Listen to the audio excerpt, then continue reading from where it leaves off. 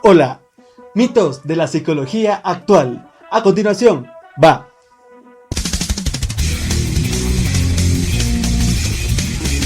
En este video te diré algunos de los mitos de la psicología actual que son más extendidos y veremos por qué no son verdad. Gran parte de los problemas psicológicos se solucionan expresándolos. Es común pensar que la tarea de los psicoterapeutas es simplemente estar ahí para escuchar los problemas que les cuenta el paciente y que el hecho de expresar verbalmente estos problemas produce una sensación de bienestar que es el fundamento de la solución que ofrece la psicología. Sin embargo, no hay que olvidar que gran parte de las causas por las que la gente va al psicólogo tienen que ver con factores objetivos y materiales concretos que no van a desaparecer simplemente porque se hable sobre ello. Situaciones de tensión familiar, trastornos alimenticios, adicción al juego, fobias, todos ellos existen porque existe una dinámica de interacción entre la persona y los elementos de su ambiente que se reproduce a sí misma y se mantienen en el tiempo, independientemente del modo en que la persona lo experimente o lo interprete. ¿Por qué nadie me lo dijo? ¡Ay, debo haber parecido un idiota!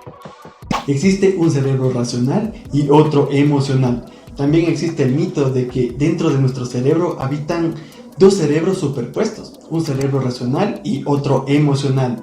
Esto tiene una pequeña parte de verdad, ya que las áreas del encéfalo más cercanas al tronco encefálico y al sistema límbico intervienen más directamente en los procesos mentales que son relacionados con los estados emocionales. Si los comparamos con zonas de la superficie del cerebro como el lóbulo frontal, pero no deja de ser una simplificación. Lo que realmente ocurre es que todas las partes del encéfalo están trabajando conjuntamente, tanto en aquellos procesos relacionados con lo emocional como en lo que se relaciona con el pensamiento racional, hasta el punto de que es prácticamente imposible saber si un patrón de activación de neuronas es racional o basado en las emociones.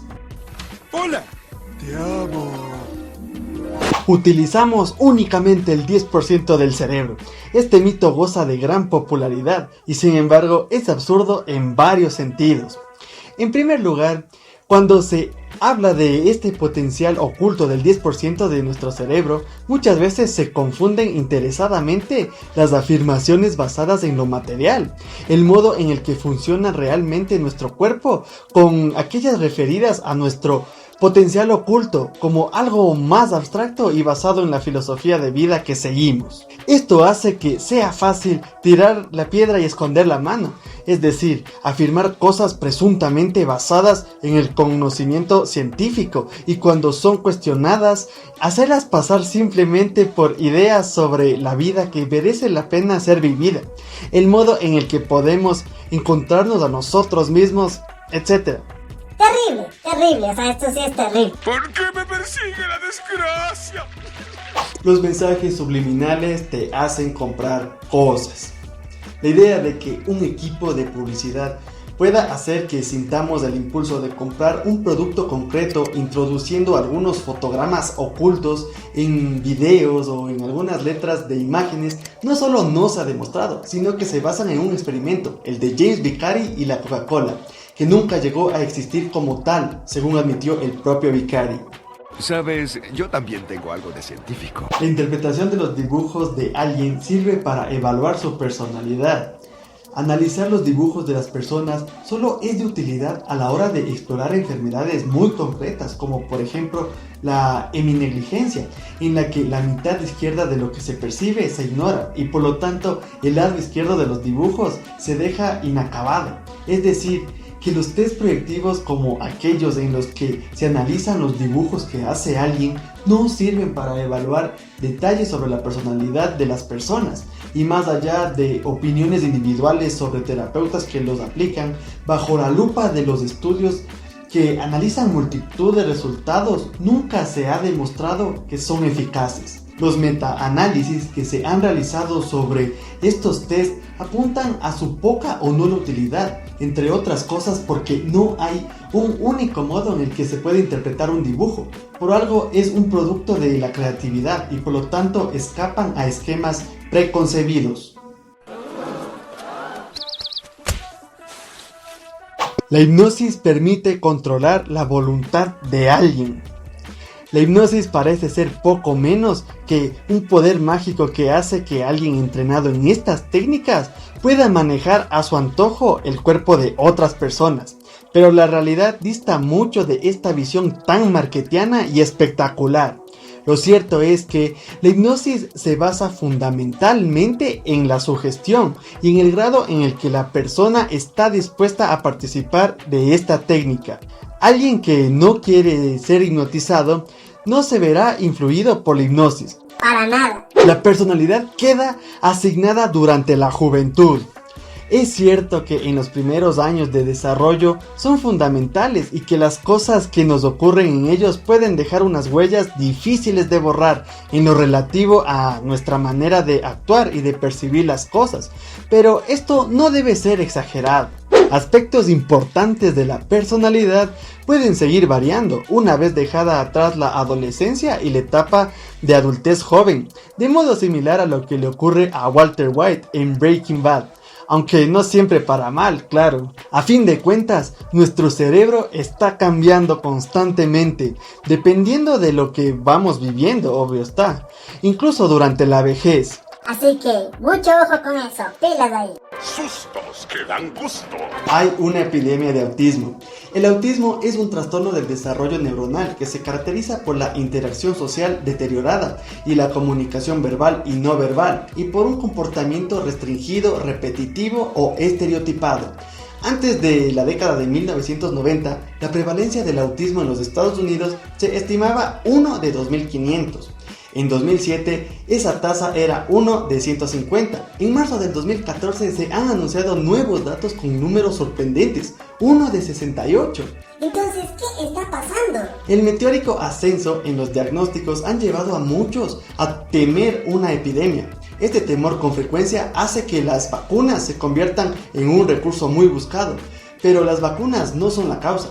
La explicación más probable es mucho menos atemorizante.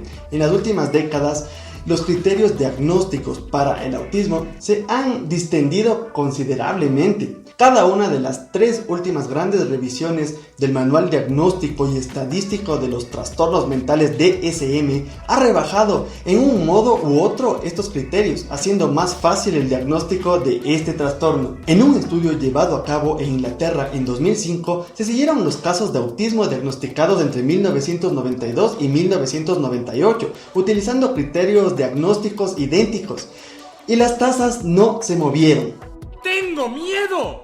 Las terapias electroconvulsivas son brutales. Cuando piensas en la terapia electroconvulsiva, ¿Qué se te viene a la mente? Quizás te imaginas a una persona con camisa de fuerza, atada a una mesa en contra de su voluntad, electrodos colocados en su cráneo y convulsionando brutalmente a medida que la electricidad atraviesa su cuerpo. Según las encuestas, la mayoría de gente ve a la TEC como una reliquia bárbara del pasado, propia de la psiquiatría medieval. Y si bien la TEC una vez pudo haber sido un proceso violento, no es así desde hace más de 5 décadas. Y sí, todavía está en uso hoy en día. No hay un consenso científico sobre por qué funciona la TEC, pero la mayoría de los estudios que son controlados muestran su eficacia en el tratamiento de la depresión severa. ¿Qué jugada fue esa? Los detectores de mentiras son exactos siempre. Aquellos que utilizan el polígrafo o el detector de mentiras se jactan a menudo de tener un 99% de precisión. La realidad es que nadie, ni siquiera una máquina, puede decir con exactitud cuando alguien está mintiendo. Un detector de mentiras opera bajo el supuesto de que ciertos signos fisiológicos revelan que la gente no está diciendo la verdad. Para ello, los polígrafos miden indicadores como la conductividad de la piel, la presión arterial y la respiración. Cuando estos signos se mueven fuera del rango normal en respuesta a una pregunta, el operador interpreta que se ha dicho una mentira. Pero este tipo de reacciones fisiológicas no son universales. Por otra parte, cuando se aprende a controlar factores como la transpiración y el ritmo cardíaco, se puede pasar fácilmente un detector de mentiras. Los sueños tienen un significado simbólico. ¿Alguna vez has soñado con cortarte el pelo, perder los dientes o tu propia decapitación? Probablemente estás preocupado por la castración, al menos según Sigmund Freud. Alrededor del 43% de estadounidenses creen que los sueños reflejan deseos inconscientes.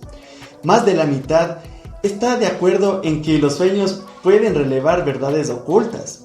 Es cierto que soñar sigue siendo un enigma para la ciencia, pero es casi seguro que no es una bola de cristal de la mente inconsciente. Para nada. En cambio, la teoría que ha cosechado la mayor evidencia científica va en otra dirección. Soñar es la representación confusa de las acciones de nuestro cerebro para ordenar la información y la experiencia como un sistema de archivos. Tal cual. No, God, please, no! No! No! No! El cerebro izquierdo y el cerebro derecho. Algunas personas son de cerebro izquierdo y otras son de cerebro derecho. Aquellos que usan su hemisferio izquierdo son más analíticos y lógicos, mientras los que utilizan su hemisferio derecho son más creativos y artísticos. Solo que no es así como funciona el cerebro. Ciertas regiones del cerebro están especializadas y adaptadas para cumplir ciertas tareas, pero el cerebro no utiliza más un lado u otro. Ambos hemisferios se utilizan casi por igual. El mito del cerebro izquierdo y el cerebro derecho estuvo de moda durante décadas, pero el uso de la resonancia magnética funcional nos ha ofrecido una mirada de primera mano sobre la actividad cerebral y nos está mostrando todo lo contrario. Los dos hemisferios son mucho más similares que diferentes en sus funciones, así que... Tírala ahí. Bien, yo te creo. Pero mi metralleta no. Para finalizar... Fatality. La psicología es la ciencia que estudia los procesos mentales y el comportamiento del ser humano en relación con el medio ambiente físico y social que lo rodea. Existen un sinnúmero de mitos de esta maravillosa disciplina, así que si te dicen algo nuevo, no lo creas fácilmente, investiga, cuestiónate y cerciórate de que sea la verdad, así que pilas ahí. Excellent.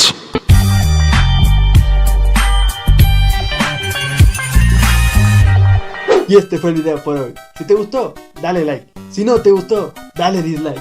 Aquí arriba te dejo el video de la psicología del color, que está bueno. Acá abajo te dejo el video de cómo aumentar la autoestima, que también está bueno. Si no lo has hecho todavía, suscríbete, aplasta el círculo. Próxima semana algún video chévere, chido, bacán, del putas. Chao.